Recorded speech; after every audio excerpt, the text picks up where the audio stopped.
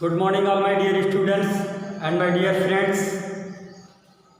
आज हम बात करेंगे क्लास 10th के चैप्टर 2 हिस्ट्री के बारे में, जो कि लेसन का नाम है आपका। चैप्टर 2 है आपका भारत का राष्ट्रवाद, भारत में राष्ट्रवाद। तो जैसा कि आप सभी को पता हो गया होगा, कोरोना काल के चलते हुए अभी विद्यालय शायद नहीं खुल पाएंगे, क्योंकि सरकार ने जो भी गाइडलाइन है वो जारी कर दिया है। जैसा कि आपको 18 तारीख से स्वयं प्रभा चैनल पर डीडी नेशनल के माध्यम से, दूरदर्शन के माध्यम से class 9th 10th first year और इंटर का सिलेबस चालू हो चुका है, ऑनलाइन क्लास। तो ऐसा मालूम पड़ता है कि क्लास स्टार्ट नहीं हो पाएंगे, ऑनलाइन के माध्यम से ही क्लासेस चलेंगे, ऑफलाइन नहीं चल पाएगा। तो कोरोना काल के चलते हुए इस माध्यम में विद्यार्थियों को काफ़ी समस्या का सामना करना पड़ रहा है।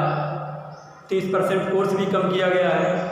तो इस तरीके की काफ़ी कंडीशन से होकर आप लोग गुजर रहे हैं, काफ़ी डिफ़िकल्टीज से होकर आप लोग गुजर रहे हैं। तो उसी के चलते हम लोग इतनी मेहनत कर रहे हैं। तो थोड़ी सी आप भी मेहनत करें हम लोगों के साथ साथ, जिससे कि आपका रिजल्ट अच्छा आ सके। आज हम बात करेंगे भारत में समाजवाद के बारे में। जैसा कि पिछले वीडियो में हमने आपको बताया था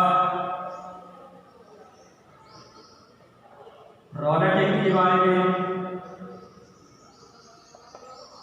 जलियांवाला बाग हत्याकांड के बारे में, या और तीसरा पॉइंट था आपका सत्याग्रह के बारे में, और प्रथम विश्व युद्ध के बारे में कुछ विशेष जानकारी हमने आपको प्रदान की थी। इसी लेसन के अंतर्गत आने वाले विभिन्न टॉपिक्स जिसके बारे में आज हम बात करेंगे, जो कि होंगे हमारे साइमन कमीशन, सविनय उद्यम आंदोलन,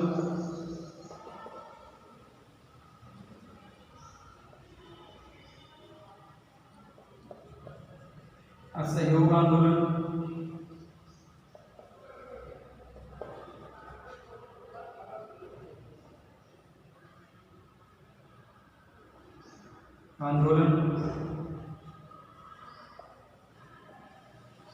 चौरी चौरा की घटना,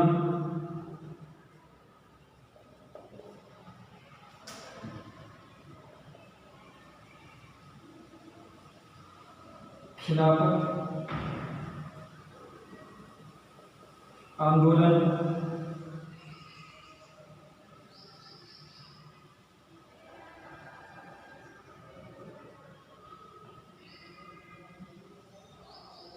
भारत छोड़ो आंदोलन।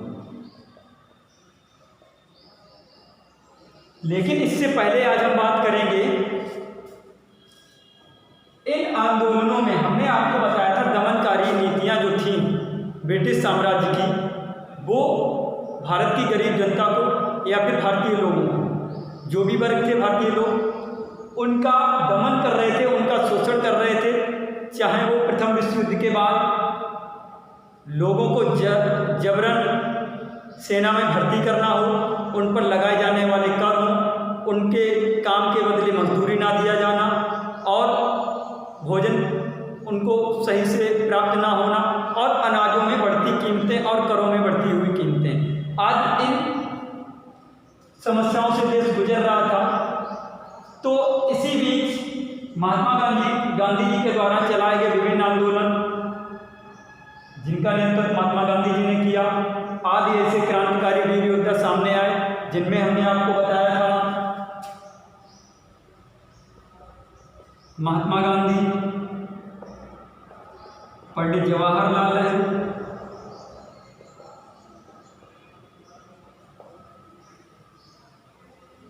डॉक्टर भीमराव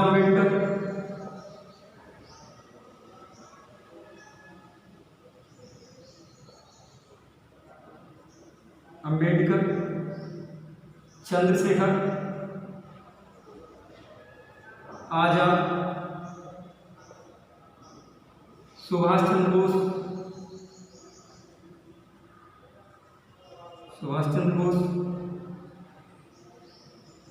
लाला लाजपत राय,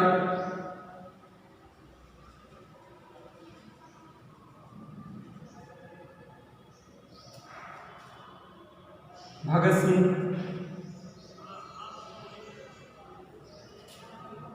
सरदार वल्लभ भाई पटेल,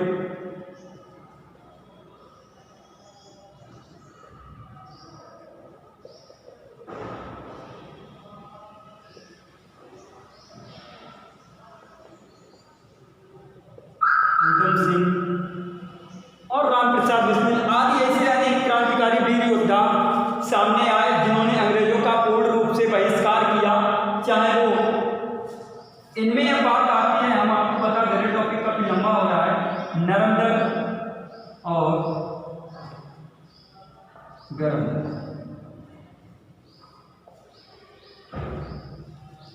नरेंद्र में वो व्यक्ति आते थे जो अहिंसा से काम करते थे। अहिंसा से, अहिंसा का मतलब किसी भी प्रकार की कोई हिंसा खून खराबा ना करके अंग्रेजों को अपनी नीतियों का ब्यौरा बताते थे और उनसे युद्ध करते थे और उन्हीं के द्वारा किए गए उनकी अहिंसक नीति के द्वारा अंग्रेज उनकी बात को मान लेते थे। दूसरी तरफ गरम दल के नेता थे, नरम दल में महात्मा गांधी जी आते हैं और गरम दल की अगर हम बात करें तो चंद्रशेखर आजाद, सुभाष चंद्र बोस, लाला लाजपत राय, भगत सिंह आदि ऐसे कई अनेक नेता सामने आए।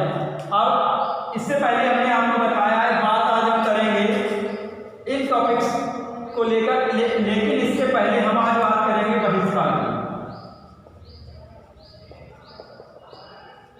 बहिष्कार क्यों किया गया? बहिष्कार का मतलब क्या होता है? बहिष्कार का मतलब यहाँ पर हम आपको बता दे रहे हैं, सीधा सीधा होता है विरोध करना।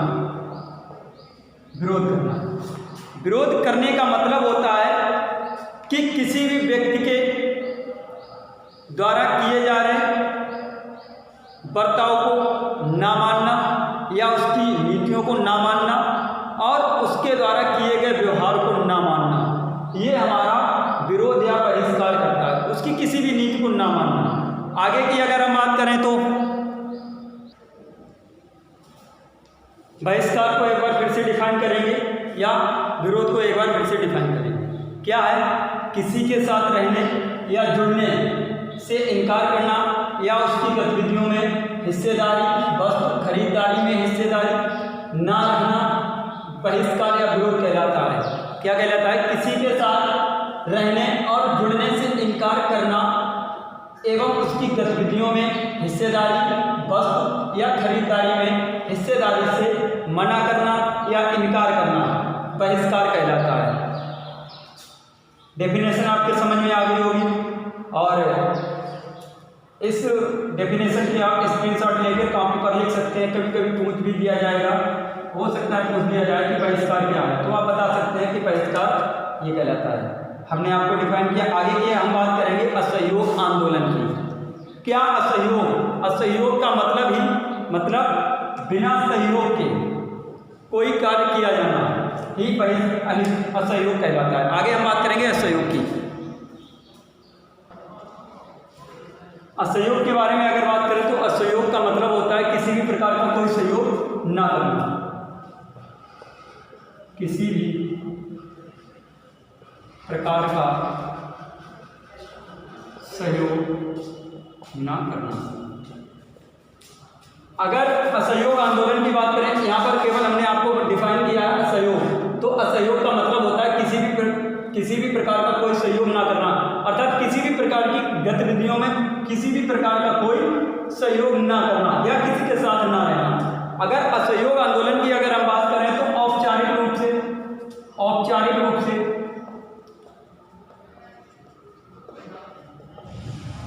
रूप से यह आंदोलन 1 अगस्त 1920 को प्रारंभ हुआ था। राइट, कब हुआ था? बहुविकल्पी में आपसे पूछ सकता है कि असहयोग आंदोलन जो था वो औपचारिक रूप से कब प्रारंभ किया गया था। आप यहाँ पर बता सकते हैं 1 अगस्त 1920 को औपचारिक रूप से यह प्रारंभ हुआ था और इसके नेतृत्वकर्ता या इसके जनक महात्मा गांधी जी के द्वारा इस आंदोलन का नेतृत्व किया गया था। अब 1 अगस्त 1920 को ही आपको बता दें, बाई चांस पूछ दे बता रहे हैं आपको 1 अगस्त 1920 को ही बाल गंगाधर तिलक की मृत्यु हुई थी।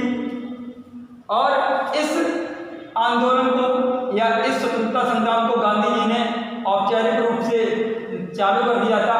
यदि बात करें आगे की, तो जो असहयोग आंदोलन था, दूसरा जो इसका अधिवेशन था, गांधी जी ने जून 1920 में किया था और इसको कांग्रेस ने वरीयता दे दी थी।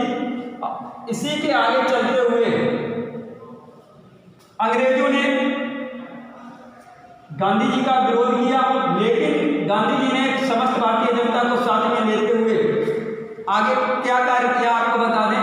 यहाँ पर अंग्रेजों के द्वारा डाले गए स्कूल्स, उनके द्वारा दमनकारी नीतियों का विरोध किया और उनके द्वारा किए जा रहे विभिन्न कार्यों का लोगों से मना करने के लिए आह्वान किया, अर्थात उनका सहयोग करने के लिए आह्वान किया। बट आगे होता क्या है,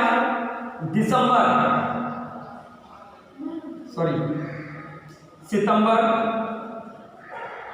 1920 को क्या हुआ, सितंबर 1920 में गांधी जी ने कलकत्ता में एक अधिवेशन बुलाया जिसको पूर्ण असहयोग आंदोलन के नाम से जाना गया। ये था आपका असहयोग आंदोलन। आगे हम बताएंगे क्या क्या फर्क पड़ा, आगे ब्रिटिश सरकार पर क्या क्या असर पड़ा इस असहयोग आंदोलन का। जैसे कि इसका सीधा सीधा मतलब था विदेशी वस्तुओं का बहिष्कार करना। जब इन विदेशी वस्तुओं का बहिष्कार किया गया तो अंग्रेजों ने लोगों को प्रताड़ित करना, अर्थात उन पर दमन करना, उन पर प्रभाव डालना, अपना प्रभाव डालना, चाहे वो सैन्य प्रभाव हो। सैन्य प्रभाव से लोगों को अपनी ओर खींचना प्रारंभ कर दिया, उनको पीटना प्रारंभ कर दिया, उनको दिए जा रहे हक जो भी थोड़े बहुत दिए जा रहे थे वो भी उनसे छीन लिए गए। अब इन वस्तुओं पर जब असहयोग आंदोलन प्रारंभ हो गया 1920 में और 1921 से लेकर 1922 तक ये असहयोग आंदोलन चला था। आगे हम 1922 के बाद जो 1922 में घटना हुई थी चौरी चौरा की, अभी हमने बताया था, हम चौरी चौरा के बारे में भी आपको डिफाइन करेंगे। चौरी चौरा की घटना से आहत होते हुए गांधी जी ने असहयोग आंदोलन को पुनः वापस ले लिया। लेकिन इससे पहले 1920 से लेकर 1922 तक हुआ क्या,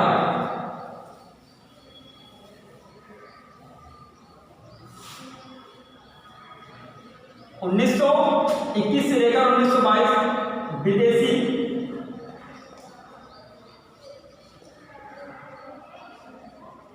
सूती कपड़े के व्यापार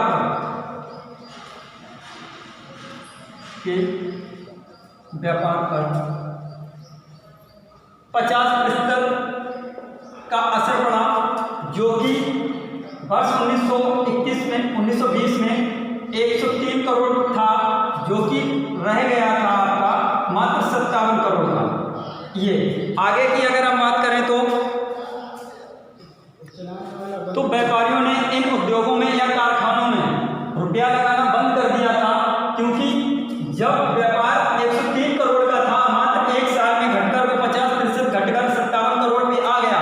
तो आगे क्या हुआ, व्यापारियों ने इस व्यापार में रुपया लगाना बंद कर दिया और वो इधर उधर भागने लगे और इस सफल आयोजन को नष्ट करने के लिए उन्होंने पुलिस बल के द्वारा लोगों पर आक्रमण करना प्रारंभ कर दिया था, जो कि आपके 1922 की अगर हम घटना के बारे में बात करें, चौरी चौरा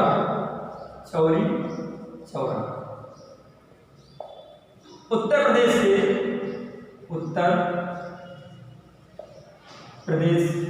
के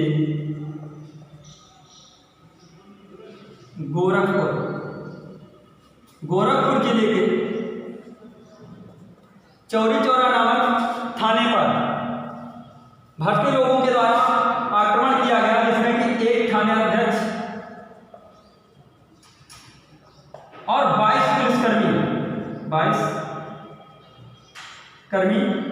घायल हुए थे। इस घटना से आहत होते हुए गांधी जी ने अपने असहयोग आंदोलन को वापस ले लिया। बहुविकल्पीय प्रश्न में पूछ सकता है किस घटना से आहत होते हुए गांधी जी ने असहयोग आंदोलन को वापस ले लिया। तो आप बता सकते हैं 1922 की घटना, चौरी चौरा की घटना ने असहयोग आंदोलन को गांधी जी ने वापस ले लिया था। लेकिन 1922 में ये घटना घटी कब थी? तो आप बता सकते हैं 5 फरवरी 1922 को ये घटना घटित हुई थी। आगे की अगर हम बात करें, अब हम बात करेंगे साइमन कमीशन की। यदि आगे की बात करें साइमन कमीशन के बारे में, तो साइमन कमीशन वर्ष 1928 में सर जॉन साइमन के नेतृत्व में गठित किया गया एक आयोग था जो भारतीय संवैधानिक व्यवस्था की कार्यशैली का अध्ययन करने के लिए भारत आया था। एक बार फिर से देख लीजिएगा, वर्ष 1928 में सर जॉन कमीशन के द्वारा गठित एक आयोग था जो भारत में संवैधानिक व्यवस्था की कार्यशैली का जायजा लेने के लिए या उसका अध्ययन करने के लिए भारत आया था, जिसका विरोध भारतीयों ने किया क्योंकि इसमें एक भी भारतीय शामिल नहीं थे और इस कमीशन का विरोध भारतीय लोगों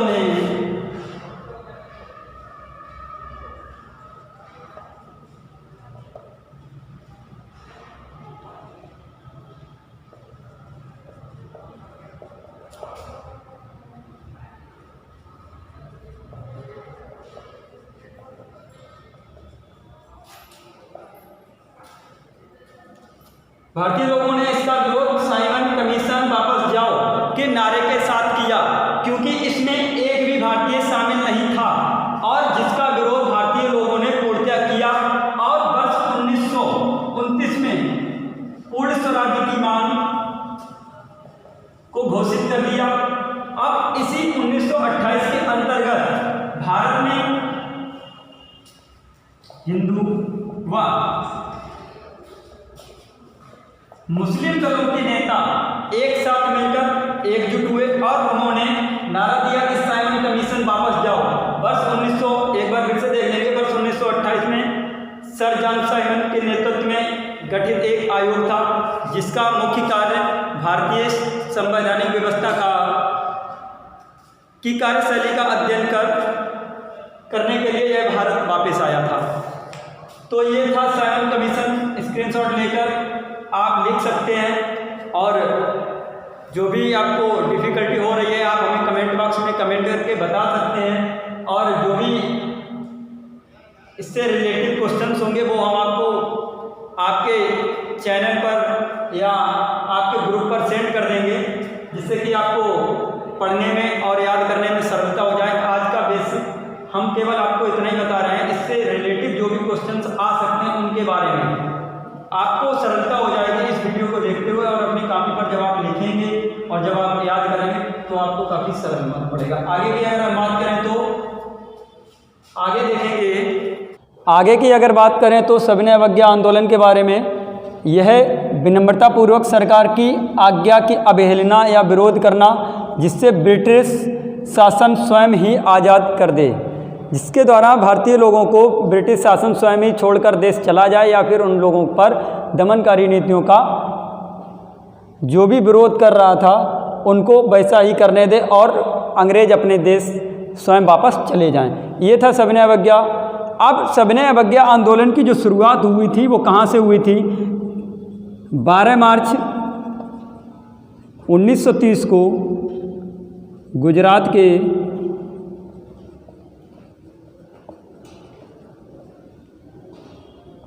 साबरमती आश्रम से गुजरात के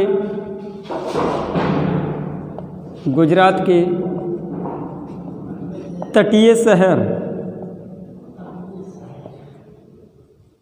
दांडी के लिए यह यात्रा 78 अनुयायियों के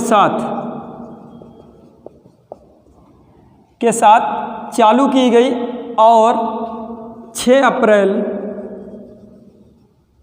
1930 को गुजरात के समुद्र तटीय शहर दांडी पर पहुंचकर गांधी जी ने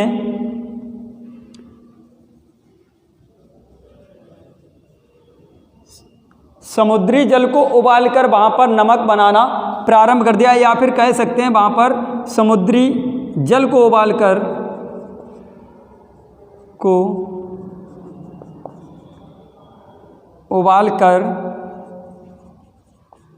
नमक बनाना प्रारंभ कर दिया, या फिर नमक बनाया, जहाँ से सविनय अवज्ञा आंदोलन की शुरुआत हुई। तो इस प्रकार से गांधी जी ने अंग्रेज़ों का बहिष्कार किया, ना कि उसमें उन्होंने हिंसात्मक रणनीति को अपनाया।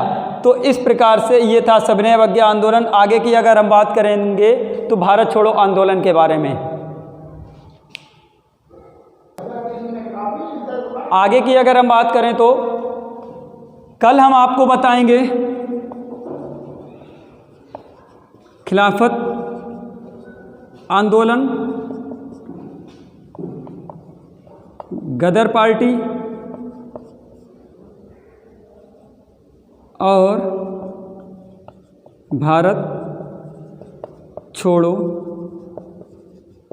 आंदोलन के बारे में।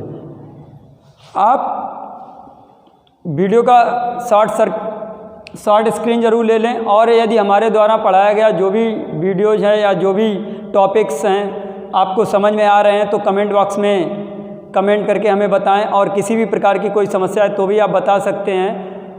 तब तक के लिए धन्यवाद।